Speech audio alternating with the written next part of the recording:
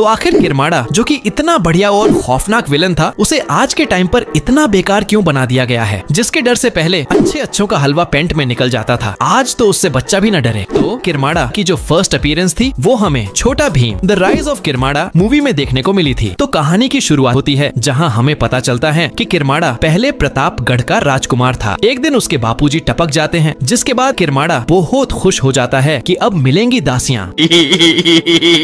मेरा मतलब है कि अब उसे राजा बना दिया जाता है। जिसके बाद गांव वालों की किरमाड़ा अच्छे से बजाता है और उन्हें गांव छोड़ना पड़ता है। और इस टाइम पर उसके पड़ोसी देश भी उससे परेशान हो गए थे। तो किरमाड़ा डिसाइड करता है क्यों ना इनके राज्य पर ही कब्जा कर लिया जाए। फिर किरमाड़ा उन सभी के राज्य पर कब्जा कर लेता है जो ज्यादा बोल रहे थे। लेकिन जब ढोलकपुर की बात आती है तो टून टून मौसी लवर महाराज इंद्रवर्मा के एंसेस्टर्स किरमाड़ा को हरा देते हैं। जिसके बाद किरमाड़ा को सरेंडर करना पड़ता है और अपनी धोती पकड़कर भागना पड़ता है जंगलों में, जहां वो डिसाइड करता है अपनी आत्मा को शैतान को बेचने का और उससे पावर्स हासिल करने का। शैतान को भी किरमाड़ा के इरादे अच्छे लगते हैं और वो भी आत्मा के सौदे के लिए मान जाता है। तुम्हें क्या लगा था? नहीं मानेगा। अरे वो शैतान है, उसे ऐसे इरादे अच्छे ही लगेंगे। उसके बाद शैतान किरमाड़ा को वादा करता है कि जब सारे ग्रह एक साथ आएंगे और मुझे कोई तुम्हारे इस सौदे के बारे में याद दिलाएगा तो मैं तुम्हें मुक्त कर दूंगा और इतनी ताकत दे दूंगा कि तुम्हें कोई और हरा नहीं पाएगा और तुम्हें इमॉर्टल यानी अमर बना दूंगा। और एक दिन एक आदमी गलती से शैतान को उसका वादा याद दिलवा देता है। जिसके बाद किरमाड़ा अपने एक भयानक रूप में जाग जाता है और अपने काले काम शुरू कर देता है। जैसे कि हमें धुनी बाबा ने कंफर्म किया था कि किरमाड़ा को मारा नहीं जा सकता क्योंकि वो पहले से ही मरा हुआ है। किरमाड़ा का सारा काम ठीक चल रहा होता है कि उसे ढोलकपुर पर कब्जा करने की चूल मचती है और यहीं से उसकी उल्टी गिनती शुरू हो गई थी। जिसके बाद किरमाड़ा को उसकी काली करतूतों के लिए सजा मिलती है और वो हार जाता है। इसके बाद किरमाड़ा कई बार जिंदा किया जाता है, जिसमें एक बार तो उसकी बहन उसे जिंदा करने आती है। शुरुआत में हमें दो भाई बहन दिखाए जाते हैं जिन्हें किरमाड़ा का मुकुट मिलता है। जिसके बाद किरमाड़ा की बहन की एंट्री होती है जो कि एक इच्छाधारी ब्लैक पैंथर भी है। वो मुकुट पर जादू करके किरमाड़ा को आजाद करना चाहती थी, लेकिन कृष्ण के मैजिक की वजह से वो ऐसा कर नहीं पाती। और फिर सीन भीम और उसके दोस्तों पर जाता है जो कि छुट्टियां मनाने आए थे, लेकिन ये लोग स्कूल तो कभी जाते नहीं, तो छुट्टियां किस बात की। खैर मायानगरी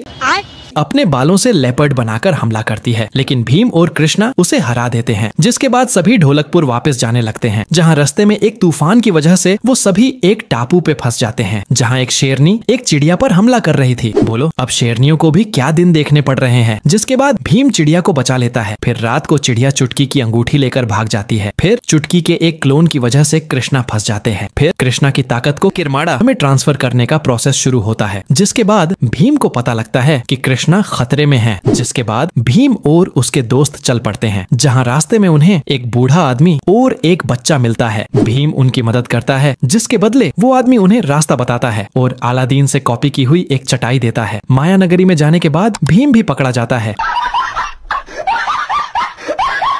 अब दोनों भाई बहन मिलते हैं और उनका प्लान था भीम और कृष्णा की पावर्स लेने का, लेकिन इतनी शक्ति संभालना उनकी औकात से बाहर था, जिसकी वजह से भीम और कृष्णा आजाद हो जाते हैं। और अब शुरू होती है लड़ाई, जहां भीम मार खा ही रहा था कि तभी चुटकी आती है और वो अपने लड्डू भीम को खिला देती है और वो सभी जीत जाते हैं। लेकिन मुझे एक बात समझ नहीं आई कि अगर लड्डू खाकर इतनी ही ताकत आती है तो भीम शुरू में ही लड्डू खा लेता, इतना सब करने की जरूरत ही नहीं पड़ती। अब इसके बाद भी किरमाड़ा को जिंदा किया जाता है, लेकिन फायदा कुछ नहीं होता। इवन हमें महाशैतान भी दिखाया जाता है, जिसके सामने किरमाड़ा की भी टट्टी निकल जाती है। आई होप कि वीडियो अच्छी लगी होगी। वीडियो को लाइक और चैनल को सब्सक्राइब करना मत भूलना।